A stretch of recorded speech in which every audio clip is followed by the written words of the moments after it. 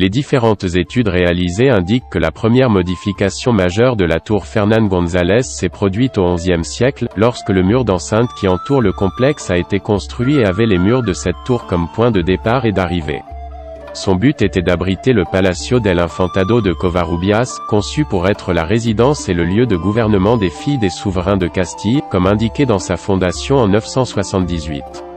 C'est à cette époque que la tour devient un bâtiment principalement représentatif, commençant à être utilisé comme construction auxiliaire, ouvrant une porte au rez-de-chaussée de la face nord qui servait de communication avec le palais et facilitait ainsi l'accès dans ses différentes pièces.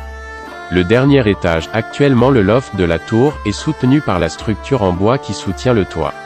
C'est à ce moment que se trouvait l'usine crénelée, qui a été remplacée par le toit actuel, probablement en raison du grave incendie que le complexe a subi au début du XVIIIe siècle.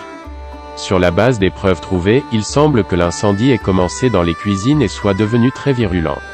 Selon les sources de l'époque, son entité était telle que seule la pierre restait debout.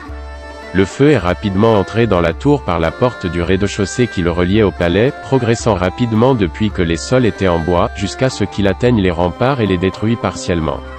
La destruction causée par l'incendie a été telle qu'elle a laissé le complexe partiellement abandonné jusqu'à quelques années plus tard, quand il est venu à appartenir à la famille actuelle du propriétaire en héritage de Lineage et en donnant au complexe une utilisation solariego.